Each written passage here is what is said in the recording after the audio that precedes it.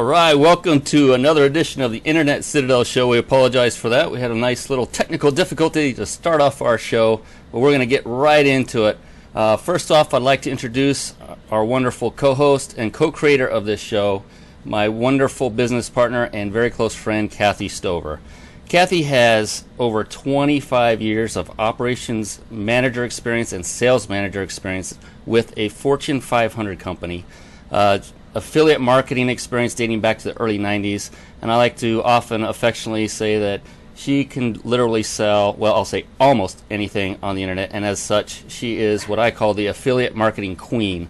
There's no one I know personally that's better at affiliate marketing on the internet. She also has a good background in network marketing dating back to the mid-'80s. In fact, that's how we met back on our previous network marketing company originally. She's also a very highly successful social media coach and mentor. If you have any need to bump your social media in any way, she is the person. She can get it done. She has done so for several high-profile clients already. She is also, this is very impressive stuff. I find it all impressive, but eBay has given her the designation of being a power seller. Now, to become a power seller, you have to basically sell things, obviously, but she has sold enough quantity of items on eBay that she has earned the designation of power seller. But even better than that is she received another designation that is called the top rated seller on eBay. And the only way you can get that is if the people who purchase from you are rating you very high. And she again and again and again gets rated high, and her overall score is so high and has sold so much that they also handed her that designation. So very well accomplished, well achieved individual. Kathy, how you doing? Wow, you always take my breath away when you give me such wonderful accolades. Thank you so much. I'm doing awesome tonight. I'm excited about our guest. I can't wait for you to share with actually how we connected with her as well. I mean, that is just absolutely exciting. But before we get to her, I want to tell you about my co-host, my friend, co-creator of the Internet Citadel Show, soon to be something else, but I didn't say anything, Brian Kelly. Brian has been a software engineer for over 23 years. He is also an out-of-the-box creative thinker. He has come up with, our websites and our lead capture pages and all the things that he does, not only for the Internet Citadel Show. I didn't say anything again, soon to become something else. But anyway, he also has been involved in multi-level marketing. That's how we met several years ago.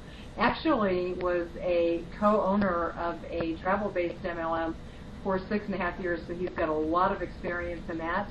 He is a social media enthusiast. If you look down below, we have the banner set up there for Tweet Performance, a program that he put together for those who are looking for a step-by-step lead-in on how to utilize Twitter. We're also involved with another company. We've got some guys coming on in a few weeks that we're going to share some of that stuff with. But anyway, back to my friend Brian. He is an aspiring, I shouldn't even say an aspiring speaker anymore because that's going to happen with us very soon. But we're just kind of, polishing up in that arena. He puts together the technical part of what you see each week for us. I'm not going to say any more because I'm so excited for you to share our guest. Brian, welcome, and looking forward to another great Tuesday night. Well, thank you, Kathy, and you always one-up me. And, this competition thing, we'll just keep duking it out each show, but it's fun. It's a lot of fun. The individual we are about to introduce, we met her in San Francisco not too long ago, and immediately were struck by her level of integrity, her just uniqueness. She is very transparent, and there's nothing phony or fake about her, and we immediately connected. She began talking to Kathy, and we hooked her up and got her a spot on our show, and we are so pleased to have her. Margaret Jacoby has more than 30 years of human resources and professional management experience in a variety of industries. She has designed human resource infrastructure and also implemented systems to ensure compliance with state and federal employment laws. She has earned the nationally recognized certification of Senior Professional in Human Resources, which is SPHR for short, from the Human Resources Certification Institute, Society for Human Resource Management. That is a mouthful. And Ms. Jacoby specializes in directing high-quality human resources functions for small and emerging businesses and serves as an external consultant to a wide range of diverse organizations, which is one of the reasons we have her on tonight, including nonprofit organizations. So with that, I would like to introduce our wonderful guest, Margaret Jacoby. How are you doing, Margaret? Hey, I'm great, Brian. Thank you so much. Thanks for that great introduction. And Kathy, good to see you too. Good to see you too, Margaret. It's been a few months, and had the opportunity to speak with you, what was it, like about a week ago, but to see your face again, I just feel like I could reach out and touch you. Oh, that's great.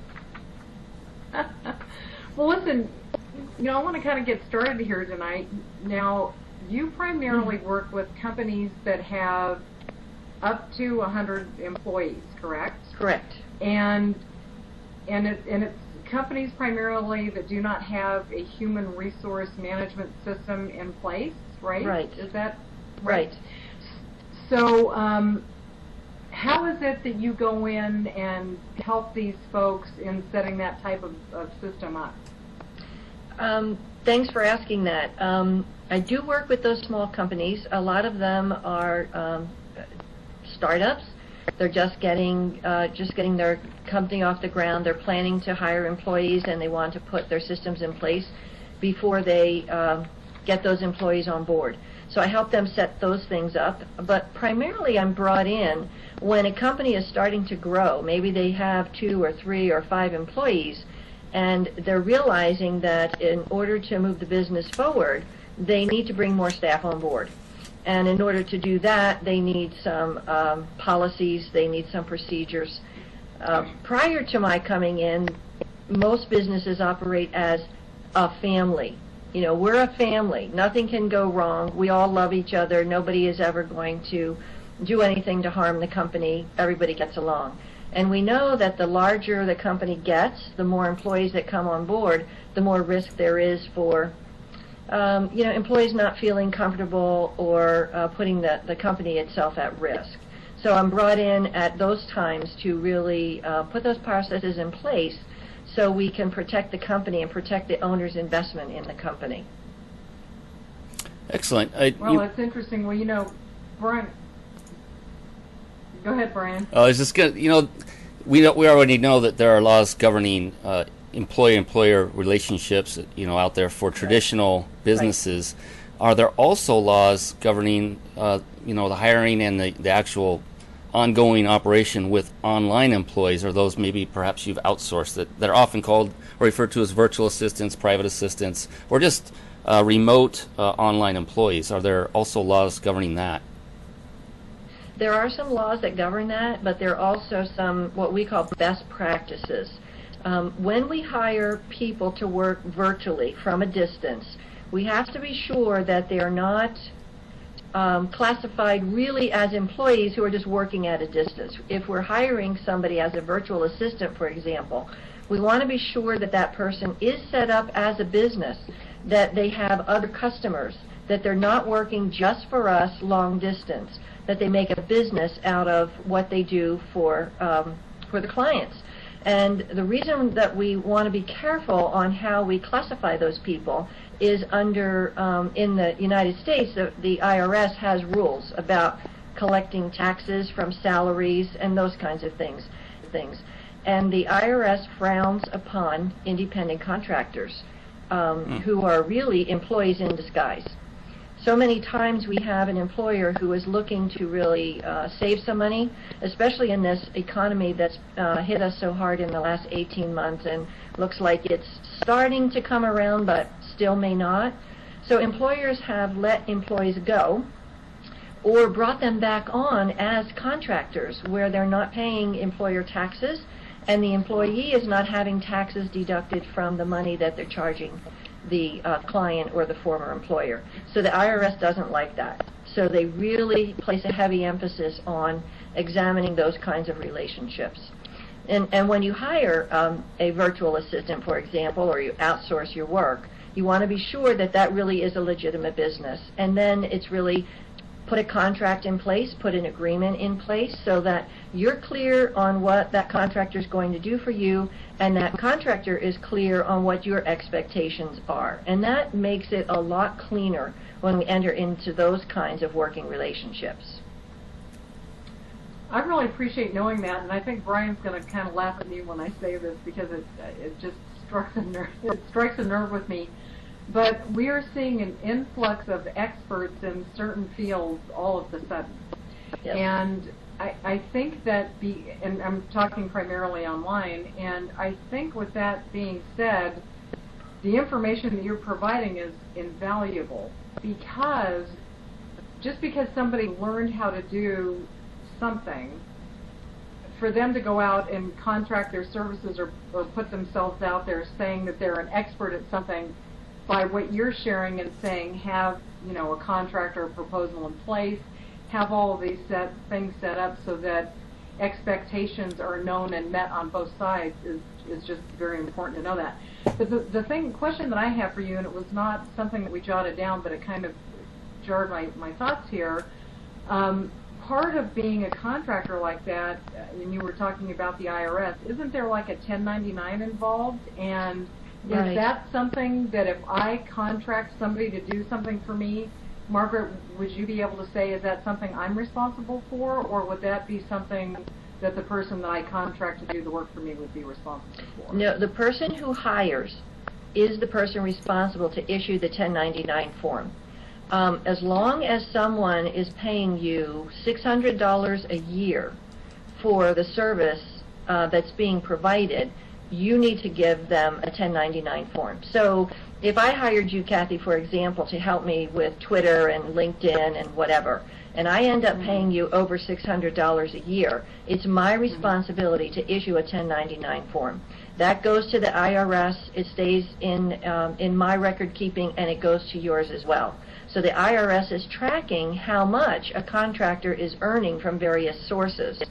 One area that doesn't need a 1099 is if the contractor is incorporated. And that's one of the reasons I incorporated myself and my company. As long as I'm a corporation, you as my contractor does not have to give me a 1099 form. But as long as I'm an individual, a sole proprietor, an LLC, something along those lines, we have to issue those 1099 forms. Wow, so when you're incorporated, if you're incorporated, is there some other kind of form that has to pass between hands, or how does the tracking of income? No, what happens is me as a corporation, I have a certain set of documents that I have to report to the IRS when I file my taxes. And I have to really document and show all the income that's come into my company and the sources that that income was derived from. Okay. So they track me down through those kinds of channels, as opposed to a sole proprietor who maybe not keep track of those kinds of things. And if I make a check out to Kathy Stover and you just deposit that check in a checking account, there's really no way to track that down.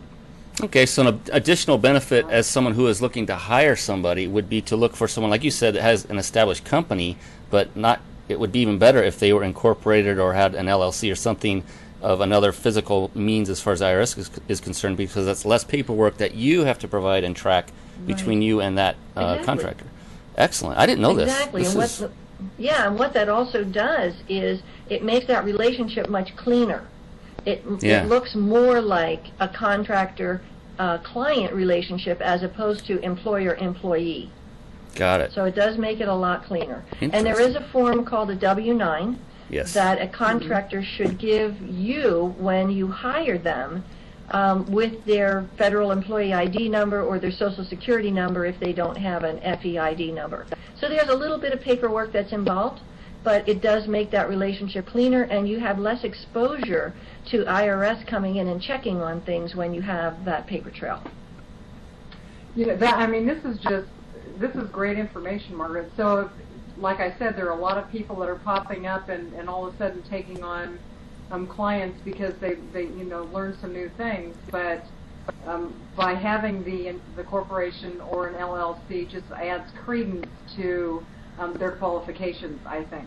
Just gives added Exactly. credibility. So that's really good to know that. The other thing that I wanted to kind of interject here is that Brian and I know some folks that contract virtual assistant type folks, if you will, outside of the United States. Yeah. Do you have any kind of insight on that as far as legalities or how that type of thing is handled, Margaret? Well, I do. It is my understanding that if someone derives income within the United States, they need to report that to the U.S. government, to the IRS. So I had some work done on a website for a project that I'm working on, and I had the work done by a person in the Philippines. Now, I didn't have to give her any paperwork. It was under $600 for one thing. But my guess is that she has to report that income somehow. And she did have some sort of a legal entity. It was, based in the Philippines, but it was some type of company or entity based out of the Philippines. So that's the most I know. But if I were to do that on a regular basis, I would really do some investigation and look into what are my responsibilities when I hire someone from outside the country.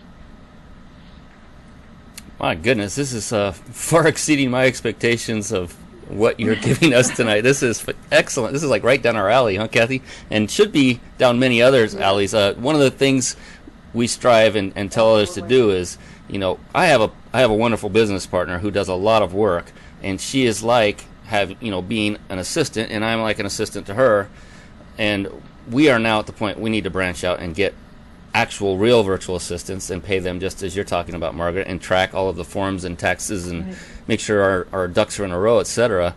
And we always recommend, for single entity operations like one person shows, one man, one woman show, it's too much to bear many times when you're running your own business. A virtual assistant, private assistant is a good way to go. So this is perfect information for entrepreneurs who are listening in right now. This is exciting. I'm really enjoying this. Let's Great. see. I had another thought about that as Okay. well. There's a new way to do business now, because of the way the economy has sort of tanked. Maybe that's not such a good word, but it's pretty accurate. People are outsourcing a lot more of the tasks that used to be done by employees within the company. And I think, for one thing, I think it's a smart thing. It impacts the bottom line when you can outsource to a legitimate, say, bookkeeping company to do your bookkeeping, when you can outsource your IT services, when you can outsource your human resources services. If you're a small company, you need some support in those areas, but maybe not at the full-time level, a 40-hour-a-week position for those tasks that need to be done. So we look at those when we're doing strategic planning as business owners. We look at, is it cost effective for me to hire a part-time person to do this with the attendant taxes and everything else that's involved, or is it more cost effective for me to outsource that kind of work? And that's where, as you said, Kathy, people are springing up with these areas of expertise that, they've done this job inside of a Fortune 500 company for 20 years, and they lost their job, and they're really good at what they do. And that's great, and that's wonderful to have that kind of support. The thing that I would caution is, for that person that has the expertise, go out and do the paperwork you need to make yourself a legitimate business entity in order to do that.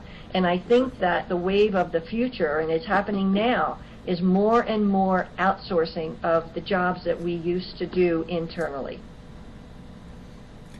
Now, That's excellent advice. And I want to do a quick mention for people that are watching right now to be sure to connect with Margaret. She has quite a lineup of services that she provides, and we're going to ask her about that as well. For those of you watching, many of you might be interested and should be in taking on some of her services. But if you want to connect with her directly, we have her picture right up here to our left. If you're looking on internetcitadel.com, it's this way. Trust me. And It's this way? yeah. And what you want to do is you want to click right on her nose. Not right now, but after the show is over, click on her nose. That will take you directly to her Facebook page. So definitely become a friend with Margaret and strike up conversation with her there. As well, though, in addition, we have a link beneath us with her company website. Be sure to click on that, and you'll get a good idea of all the services that her company provides. Very diverse individual who has a lot of experience, not just in human resources. That's her primary avenue, but she also has a plethora of other experience and knowledge. She also coaches businesses. Is that right? Is that right, Margaret? You also do some coaching? That's right. And That's right. Perhaps you could tell us a little bit about that. Yeah, thank you, and thanks for putting my nose out there for everyone to click on, and I might come out with a spot on my nose after this is finished, I hope. But I have found when I was invited into a small company, the basic premise was, oh, we need a handbook, or we need a job description, or we need something like that. But in talking with the business owner, I learned more and more about some of the real organizational and management issues that were popping up. And it wasn't always employee-related, but the employee-related issues came from some of these other things that were going on within the company. So I got to do a lot more of the management consulting than I had originally started out to do. And that has become, a big part of what I do for a small, growing, and emerging business or nonprofit. In fact, it's become such a large part that we're launching a program in September called Leadership Power Groups. And we have modeled this on what's called a community of practice for emerging leaders. A 10-session program, one session each month for about 3 hours, where we bring non-competing businesses together into a room. And we're looking at how to do business now in the new reality. We can't wait for the phone to ring anymore. There's a lot of social networking that's going on that we need to tap into to build our business. As I mentioned earlier, a lot more outsourcing to do and bringing in other kinds of people to help us within the business. And I've brought together a team of extraordinary people that are experts in all of these areas, in finance, in social media, in leadership development, in communications, all those areas that a business owner really needs to become conversant with in order to grow that business to the next level. And I was inspired when we went to Christine Comerford's program in San Francisco, where you and I met. I was inspired at what she was doing to train business owners to move up to that 7-figure level.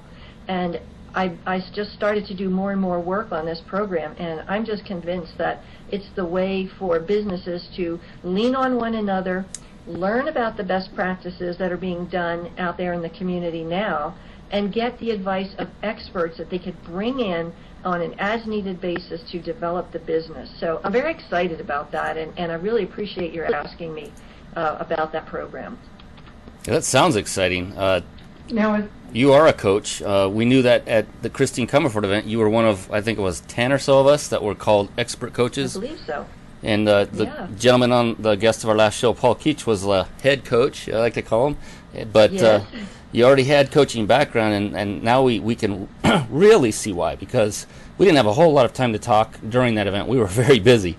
But really learning a lot about you as we go on the fly. We've talked a little bit before the show, but this is very eye-opening. And what you've come up with by bringing experts together, a lot of people try to do that all themselves. That's a brilliant move, to bring in people who are experts in individual areas that will help people to not only build and grow their business, but continue to improve it. So kudos for putting that together. You said Thank you. September-ish? September the 8th is our first session, and we're launching the website, and I'll be putting out information on that and taking applications for the program, because we are screening people. We're not just, we're limiting to 12 to 15 businesses in the program at a time, and we really want to screen people to make sure that they're committed to growing their business, that they're going to implement the tools that we give them. And we're inviting the business owner to bring 1 or 2 key team members, because we feel that if 2 people or 3 people are on board with what they're learning, there's a higher likelihood of success to take these tools and practices back into the business and make it grow. So we'll be putting out our things on the website and sending out information by Monday. We'll be having all that right, live and ready to go. Based on that, where can people watching this show now and those who watch the recording before it goes live, where can they go to get the information from you? Directly to your website? Do they opt in? Do they go to your Facebook page? How can they get that information? They can go to my Facebook page, but we also have a website for the program, which is www.leadershippowergroups.com. Oh, great. And everything will be listed there, the dates, the content of the program, the bios and pictures of the speakers, everything that people need to make a decision as to their participation in the program. I'm kind of excited. I can't wait to see the lineup of who you've assembled there. I'm sure it's a powerhouse. Oh, yeah, they're great. Awesome. It sounds like an out of the box thinking and a good business model to Yes. start something that may blossom outside of this original. I'm not sure what are you calling it, a summit or? We're just calling it a leadership power group right now, and our goal is to run concurrent groups and keep the groups changing and growing as time goes by. Nice. Awesome. Well, I want to kind of touch back a little bit on outsourcing and hiring virtual assistants or people, whatever we're going to call them to help us in our business. Okay. Margaret, how important would you say it is to get references from them? Again, kind of going back to, we have a lot of new people who are unemployed and were fabulous in previous jobs, and this is, some new areas for folks. So are references important, do you think? Great question. Yeah, I believe wholeheartedly in references for internal employees specifically. But yes, the more and more we're being bombarded with proposals from new businesses or subject matter experts who are looking to be engaged by our companies, I think it's very valuable to look at references. LinkedIn is a great place to look for people that are approaching you to do some work for you. I think LinkedIn is one of the greatest business tools that we can use to connect with others, to learn where those experts are, and to learn who is recommending those experts and what kinds of work they've been doing and what kind of results people are getting. And I depend on LinkedIn a lot of times. When I meet new people, I'll go right to the LinkedIn site and see if they have a profile. If they don't have one, that makes me a little more skeptical about them and their expertise and their just their whole approach to being a real business as opposed to just making work for themselves as an independent contractor. Yeah, that's great advice. I saw, Brian doesn't have the camera on him and I at the moment, but I kind of saw him smile when you started talking about LinkedIn. Yes. I just recently put together a program on LinkedIn talking about how to utilize it in different forms, and one of them is from a marketing standpoint. And I concur with you. It is absolutely a phenomenal place to do many things, but certainly to look for references and exactly see what they're about. So that's great. And the reason I was smiling was that I know of no other individual other than Kathy that knows it as good as she does, and inside and out, and has used it to successfully help others to market their business. And you're so right, Margaret. LinkedIn it's like a what do we call it? It's a gold mine. It's a hidden gold mine that most people don't realize just how incredibly valuable it is. It has built-in accountability, as you were talking about. You cannot hide under a rock in LinkedIn. If you are not based on integrity, well, it will be known, and there's nowhere you can hide, and you'll have to come back as an alias of somebody else if you're going to, try to get back into LinkedIn. With Twitter Definitely. And Facebook, it's a different story. It's much more open-ended. But LinkedIn is phenomenal. We won't go down a long path with that, but Kathy is very knowledgeable, in depth, more than most would ever dare to even venture, and as a result has put together a program and helps folks like you and others, Margaret, to build their social media empires. LinkedIn's just one segment of that, but I'm glad you touched on LinkedIn because obviously we feel the same way about it. Yep, definitely.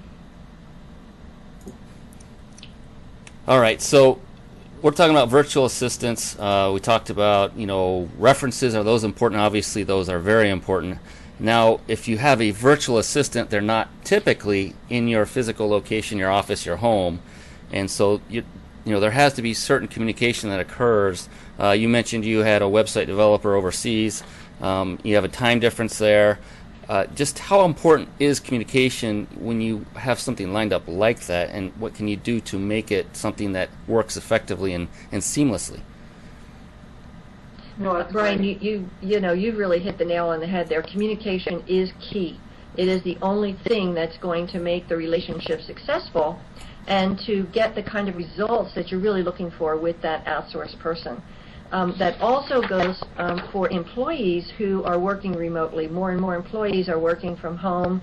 The employer could be in Los Angeles, and the employee could be here in Arizona or in New Jersey or in Canada, wherever, and still get the work done. But we have to develop tools that help us communicate. Regular check-in. I know that there are some web-based tools that measure the progress of work that's being done, by remote kinds of employees or virtual assistants. There are web-based programs where we could have virtual meetings, where we could look at one another like we're doing right here in this program and keep up with the work that's being done, where the outsourced person can report on the progress. We can share documents. We can, send work back and forth. We can share our screen on our laptop. We can both work on a document at the same time. There are lots and lots of ways that we can stay connected, and I think we should. I think it's really critical when we have an employee who is a remote employee, a little more so than that virtual assistant or that outsourced expert that we're looking at, because the employee is being paid based on the work that they're producing for us, just like the contractor is. But there are other important things that an employee has in order to be responsible or accountable to the employer who's employing them. So we really have to take the time to understand how people work remotely. And I think today with what we're calling the millennial generation coming into the workforce, those are the young people who really are committed to working remotely, who tweet and Twitter and use their Facebook and chat and text and use their computers to live their lives, to plan their lives, and to do all the work that they have to do for their employee and for themselves. And we have to understand, as an employer or as a client reaching out to one of those virtual assistants, that their work mode is way different from our work mode. And we have to learn to be more flexible. They're going to do work when they're productive and feeling productive, and when they need time off, they're going to take that time off. But that doesn't mean they're slacking from the work. It just means that they've worked as hard as they could right then, and they're going to come back to that project later. But again, if we're not communicating with them, we're not going to know that. But it's a matter of trust. We have to trust those people out there, and we have to stay connected virtually, by the computer, by the telephone, and use all those tools that they're used to using as well. I can so relate to that. What you were asking. I can so relate to that. We had, in my former company that I co-owned, the MLM company, we had two different employees. They were great, but they meet that description very well. One, we call them like Batman, because he seemed to only work, at 2 or 3 in the morning, when we were not awake, and he was in the States. Exactly. He was in our time zone, but we called him Batman, and he actually resided with one of our partners at the time. It was just hilarious. And then another gentleman did fantastic work as well, and he wasn't Batman, but it was just exactly what you said. He worked kind of, when he was not really interested, but he went through pockets of time where he was supremely productive, and other times you're like, are you doing anything? What are you doing? And Right. But it turned out he was always doing something. It's just the importance in communication there is you need to see as an employer visual verification that something's going on, but that's hard to do at all times. Exactly. If they're writing code for a website, for instance, they may not be updating the graphics. How do you know they're doing anything? You know, that kind of thing. So I've been through that, so I can relate very well with what you were just saying there. Right. And I, you know, from my own perspective, I am a night person. I work better in the evening. So I'll usually work on my clients' handbooks or things like that, you know, 9 or 10 o'clock at night if my family is agreeable to letting me, you know, get back to the desk. Because I have a tendency to work into the night when I feel the most productive. And the morning is not my time. I like to read the newspaper and have my, you know, cereal and coffee or whatever it is that I'm having in the morning, and I get to be more productive as 11 o'clock and noon is coming on. So, you know, we all have different body clocks and time, but it doesn't mean we're not working. And the old method of being so tied into 8 to 5 jobs or 9 to 5 jobs, that has to be tempered a little bit with those productive people that we really want to have in our business. You know, when I was in management for several years, it was really important to measure an employee's performance. So I think it's really good to have the kind of information that you're providing for us, because it has to be looked at so differently. And part of that communication that we have with these folks that we're outsourcing with, we can measure performance. It just has to be done in a different mode. Exactly. And it's like I'm a morning person, so I'm exactly the opposite. I just go like gangbusters, and you know, at the end of the day, I'm kicking back and I want to relax, and you know, I still kind of pop in and out on my computer and look at emails, but I'm most productive early and you know throughout my day. Mm-hmm. But the other thing, you know, that kind of I think about, when I used to have employees that worked with me and for me, was that I gave them incentives and bonuses and different things to shoot for. Since we're working in a different area, in a different realm, by having virtual type employees, what would you suggest that we do as far as reward or bonus with these individuals? Do you have a thought on that? I do, and I want to just backtrack one little bit and to pick up and piggyback on that. When you said we have to review people's performance, we had to, you know, do that annual review that everybody dreaded. The manager hated doing it. Right. The employees hated sitting in that meeting to get it. What we're learning, and we've learned over the years, and the best practices now, is you don't do an annual review with employees. You really need to give them more frequent feedback. And we're recommending, if you really want to do a written formal review, at least twice a year, but more to the point, quarterly. A quarterly review with your employees lets them know exactly where they're standing. And if we're setting goals for them, and we're setting them in quarterly increments, it's easier to track that progress. And if somebody isn't meeting their quarterly goals, we can pick that up much sooner and put corrective action into place, or give them a performance improvement plan, or rework the goals, because maybe those goals weren't realistic to begin with. And you know, we need that feedback.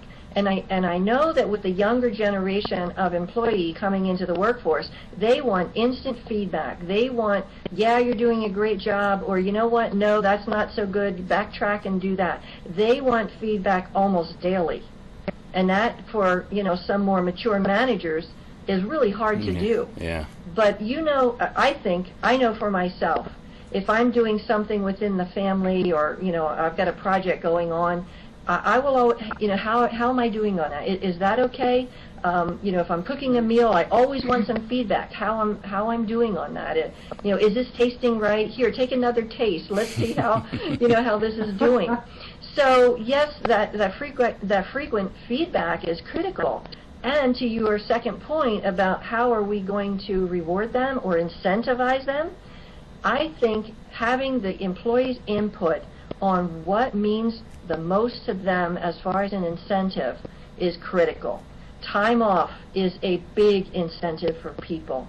If they can get a project done, you know, by a particular date, in a deadline, get it done timely, and can get an extra day or so off from work as a reward, I think incentivizes a lot of young people and a lot of, people of whatever age and whatever length of experience that they have within your company or within your work group. So I think getting their feedback. Money doesn't always do the trick. Money doesn't mean everything to everyone. A gift card to some, I don't know, something like the Target store, or dinner out for two, or some movie ticket, something like. But get their feedback on what means the most to them, and you'll be surprised, or maybe not. It's not always money. That's another thing that is absolutely true. I've been a contractor in the software engineering field for 2.5 decades, and as a contractor, I was never an employee. I worked alongside employees day by day. So sometimes in the old days there was a little bit of what you'd call discrimination based on that. It's not a bad thing. It was just normal. I was not a full-time employee. I was treated a little differently, but that went away as the years went on completely. But one thing that was head and shoulders most important, at least for people in the technology field, was just the mention. Just tell them they did a great job. You don't have to make it in front of a grandiose audience or anything. Come to them in their cubicle or their office, shake their hand, or just say, I really appreciate you going the extra mile for me. That was fantastic. And then you could actually follow that up with a reward system. Like some companies, they will give you electronic certificates that you can go use at the company store and get, anything from camping gear to whatever. They have a lot of those out there. But recognition has been number one amongst people I've worked with, more than anything, more than money. Of course, they will never turn down the money, and they will like that. But if you give them recognition in conjunction with the money, that will go a long, long way. So, yeah, I completely concur. Right. I worked in a nonprofit organization for about 10 years, and nonprofits are tough work. They really are. Everybody's committed to the mission. We don't have a lot of money to, give salaries that are above market or even close to at market, and there's really never money left over for a lot of benefits. But we put together a program that was something like, I caught you doing something good. And we made these little pads of paper that we gave to every supervisor and everybody who was a lead on a team. And we said, when you see somebody doing something good, write it out, fill it out. And it was like that no carbon paper, so we could have 2 copies. We handed it immediately to the employee, and the other copy went into their file. Oh, fun. The fact that it went into their file meant a lot to them as well. Yeah. That somebody else was going to see that. It wasn't just their immediate supervisor that recognized, hey, you did a great job with that kid, or your budget was better than on time this time. Whatever that was, they got that immediate satisfaction, but it went into their file. And it built up a history of their good work and their good performance. It was a very popular program and didn't cost us a dime. That's always nice on the employer side as well. Right. So yeah. I was going to ask you, if we are hiring folks, through the internet, as virtual assistants, online assistants, what have you, are there practices in place to let them go like there is, I'm going to call it in the real world, and if you're involved in a brick and mortar business, how would you suggest you handle something like that? Now, let me just preface it by saying this. It would be really easy to just not answer their emails anymore and just, kind of forget that they're there. But there needs to be a proper way in handling that, I would think. So what would you have to share with us with that? You are so right to not ignore their emails. That's so passive-aggressive. I hate when that happens to me, so I really wouldn't want to do it to someone else. In the first place, if you're hiring someone for a specific project, I would have an agreement with them that when the project was finished, and maybe it's got a timeline, maybe it's a 3-month project and it's for 3 months, you can put that in place, and when the 3 months is up, thank you very much, we had a great relationship, I'm very happy with the results of the program, and if I need further assistance, I know I can call you again. Okay. You always want to write in that agreement a back door for you to get out if the work is not being done to your standards or to your expectations. And you write a paragraph or a couple of sentences in there that says the agreement can be terminated with 1 week's notice by either party. And the agreement can be terminated if the work is not produced on time, or whatever your parameters or your whatever it is that you want to set up in terms of how you're measuring the progress of that work, and you put that into that agreement. If you have no agreement with the person, then you have no real way out except to confront them and say, I really don't like the work that you're doing, and then you have the argument, well, I did this much work, you owe me this much money, and then you say, no, I don't, because the work wasn't up to standard. So you have all that back and forth, where if you put it in a very simple contractor's agreement, then everything is laid out there, and then you have that easier way to extricate yourself from a process or a program or a relationship that's not going well. And I think that's very valuable information. I have signed many agreements that state all of the things you were just talking about, and they work both ways. So if you're an employer, you have an out, and you can say, well, we had an agreement for 3 months, but you know what, it's been 2 weeks, and we're not happy with what you're doing. And my clause says I can let you go with a 1 week notice, and we're going to exercise that clause because we're just not happy with you. And they can legally do so without any ramifications. Of course, they may fight this, that, and the other. But on the other side, if the prospective contractor isn't happy with either the treatment of the employer or the hours, or maybe demands were imposed upon him or her that weren't expected in the beginning, that perhaps weren't spelled out, they have an out too, and they just have to, suck it up for another week or whatever that clause written into the agreement was. So it's a win-win for both sides, and it also provides additional, I guess, a fire under the rear end of the consultant or contractor to do a good job, because they want that income for 3 months. They signed it because they want an income for 3 months.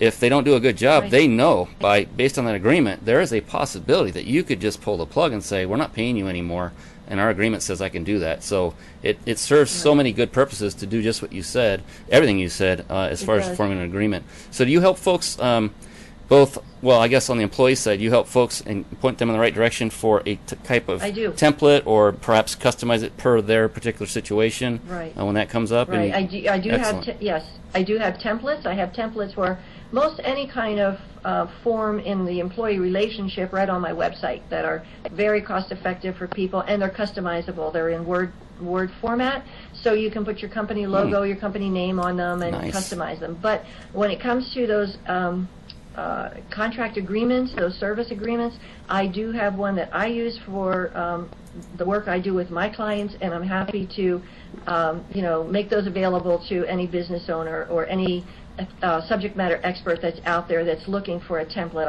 I'm happy to send that to them. They just need to send me an email, and I'll make it available. Wow, very nice. I had one more question along that line, and this is, I guess, it bothered me to some degree with that former business that I co-own, but with forms like this, do you need to get any type of legal representation involved at the formation or before you go through and sign the form? You need to have somebody that can look it over and say, this is legit, this will hold water, if you both sign it, they have to adhere to these clauses, or do you not need to go that far, given the fact that you have pre-written forms?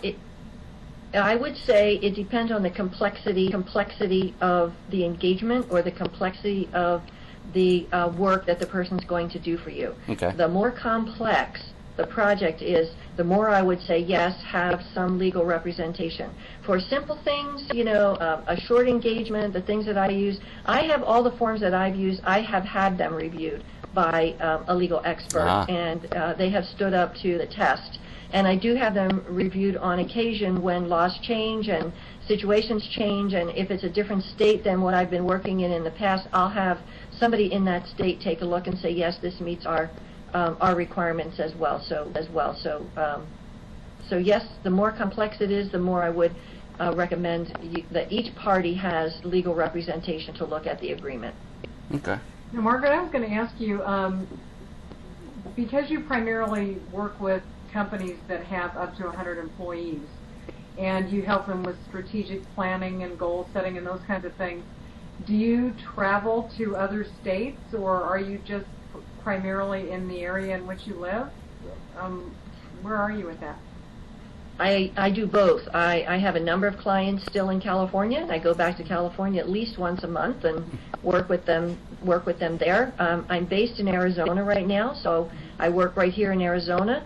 I have clients in other states, or a client who's based somewhere but has, say, retail stores or other offices in various states, and depending on what, if there's a termination that really needs some hand-holding, I will go to that location and do that. But most of the work we can do virtually. We can do it by email and by telephone and, just sending documents back and forth. So that's primarily how I'm working, but I do go on site when the situation calls for it. Well, that's great, because Wow, working that's good. virtually obviously saves both sides a boatload of money. Absolutely. Primarily the client. In your case, where the client would probably cover those expenses for you to actually make a profit on the deal. And then also it makes your deal more doable because there's less money involved on their part. They're more likely to pick up your services. So, on the technology end, I always say this is a great time to be alive, because I'm a techie and I'm just loving life right now with all the great Right, technology right. that's out there. This show being no different. Just loving it. I'm eating it up, and wow, you have just so I much know. information. This is blowing my. This is great. This is fantastic. Well, I think that we need to talk about the leadership power group again and put that back out there for folks. Okay. Now, It will be launching in September, and it is a 10-month program. So each business 10 owner months, needs to okay. commit to coming for 10 sessions, one session a month, 3 hours a session, and bringing 2 of their key business partners or their key employees within the business to really make it worthwhile and to bring back all the information that they're going to learn and make it easier to implement and be more of a success. And we'll be launching leadershippowergroups.com over the weekend or the very first part of next week, and we would love for somebody to click on and say, hey, send me more information. I think I'm a top candidate and I'd love to do it. The one caveat about it is right now in person in the Phoenix metro area. We haven't figured out how to make it virtual yet, but we're bringing some of our speakers in by webinar and virtually so that we can bring in the best content providers that we can. And I would really like to set this up in the future to do an online program and have something like we're doing right here with this web-based medium, that we can all see each other, meet each other, and still do the work that we need to do and be located, from our own home offices. So, Brian, you might be the techie that might help me figure that out for the future. right, because techie is my thing. Okay, we're there. And Kathy, she's the marketing mogul of the team. She can market like no other, like I said in the opening of the show. But that's why I think we make such a great team. I don't mean to boast, but you know what? I like what we have going. Okay. I don't mind saying so. Well, why don't you tell everybody what happens if they click on Margaret's nose? Click on Margaret's nose, Where's that going to take them? and she ends up getting a little dot right there. We'll see her next time physically when we have her on our show next time. There should be a little dot indentation from everybody clicking on her nose. But that will take you directly to her Facebook page, and definitely hook up with her, ask her to be a friend. That way you can contact her through Facebook, through messaging. You can do it privately, or you can do it on her wall. If it's business related, we always recommend doing it privately, because you don't want to have a discussion, a conversation going on about some kind of business detail or deal going on for all to see. Often I will get, and Kathy does too, those types of questions that come in, and I just respond via the private or send a message link in Facebook. So do so with discretion, but definitely hook up, get connected with her. That way, when she updates and launches her new program, you'll be privy to it, because I'm sure she will send updates through Facebook and other means, but also her primary website. And speaking of the primary website, for the moment, click on the banner below. Not right now, of course. We're right in the middle of a show here.